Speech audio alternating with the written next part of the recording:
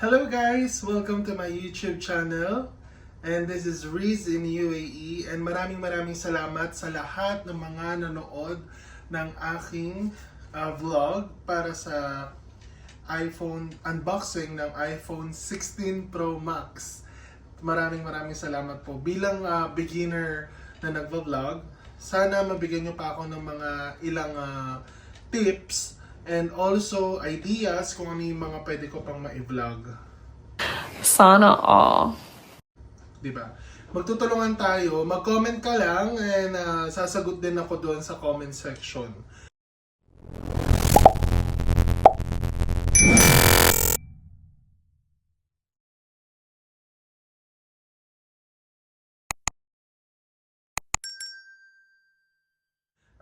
Para tayo ang magtutulungan.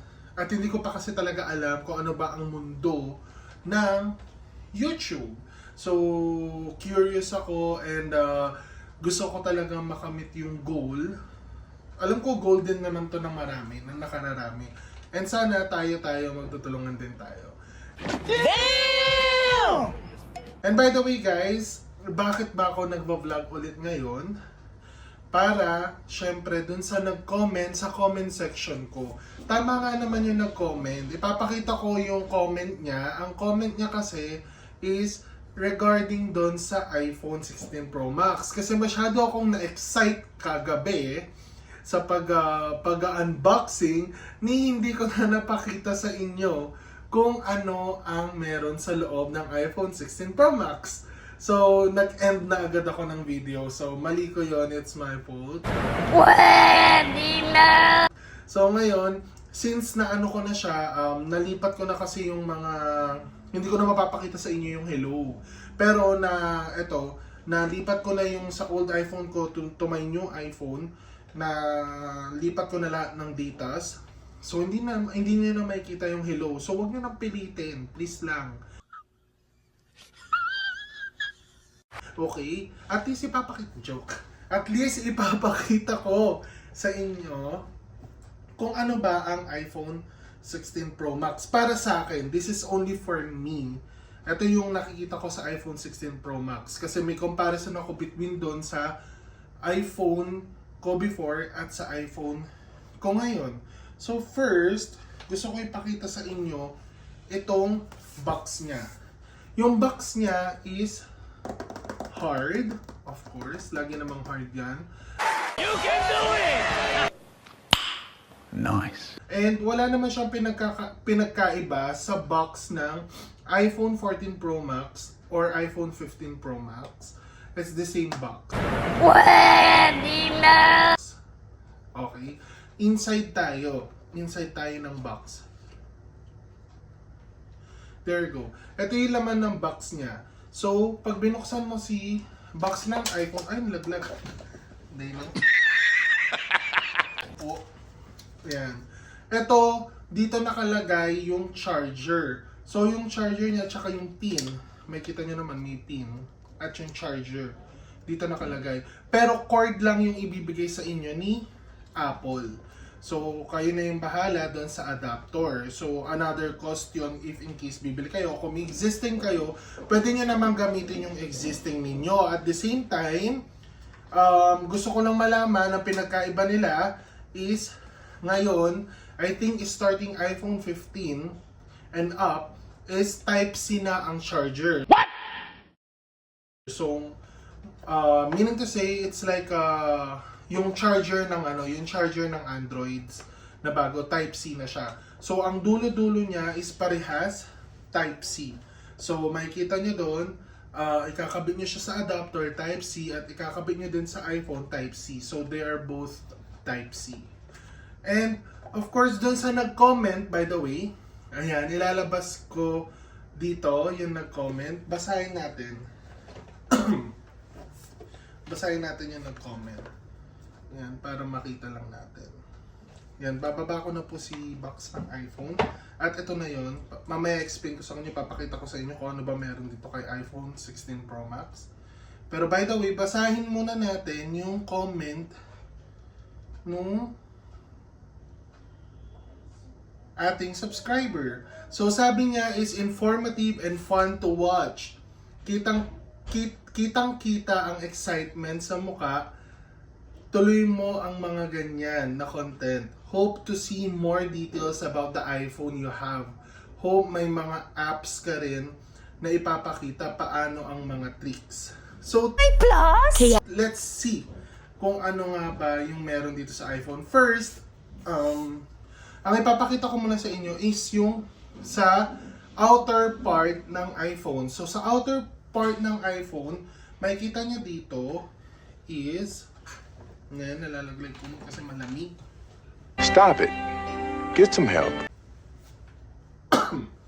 Excuse me, di ba? So, makikita nyo yung camera is much bigger than my usual iPhone, which is yung iPhone 14 Pro Max.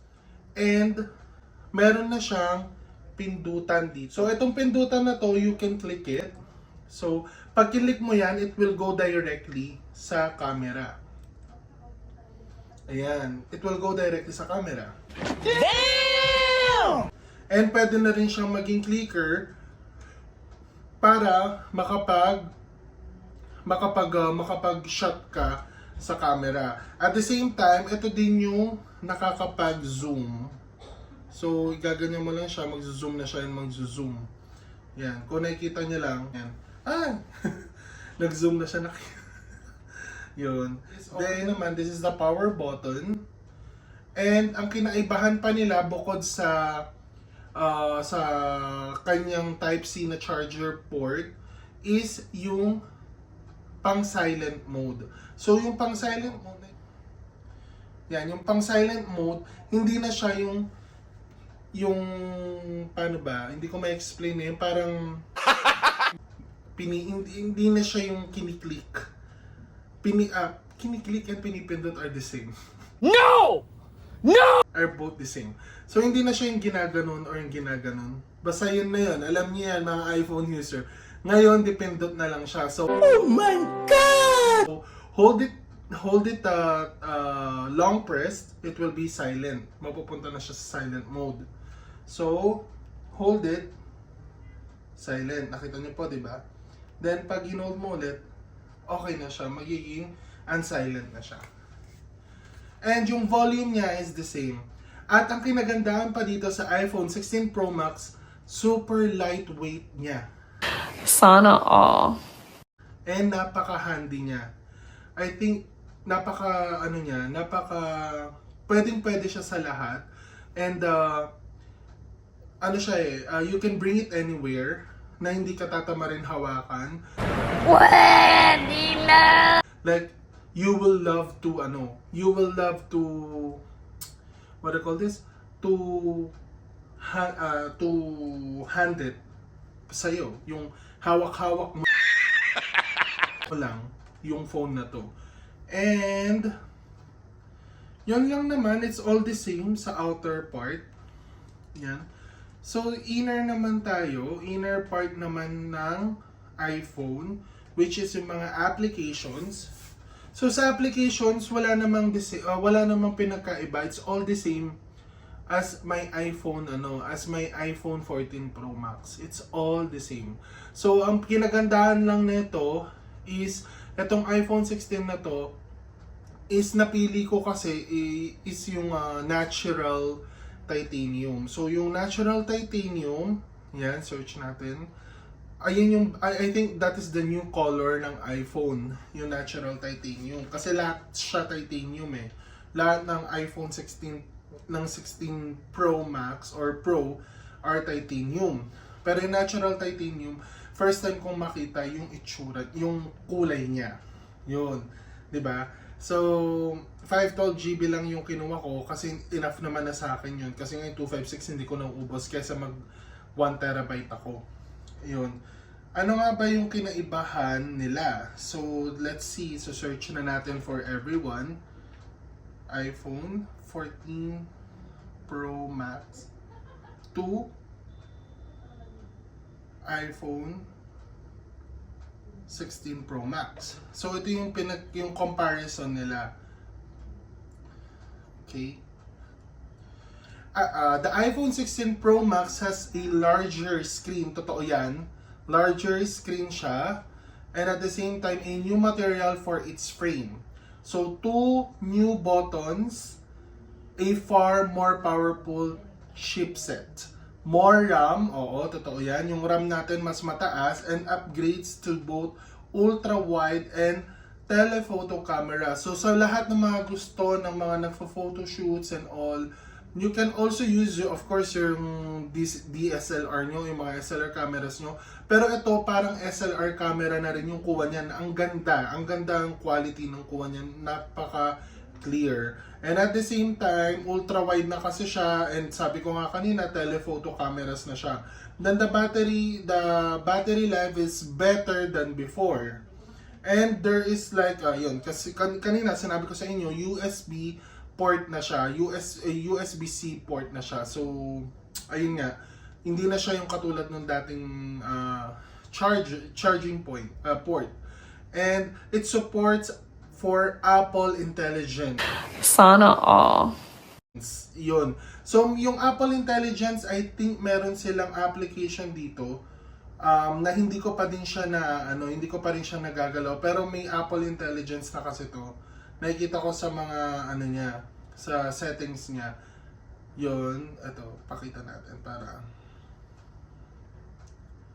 Apple Intelligence.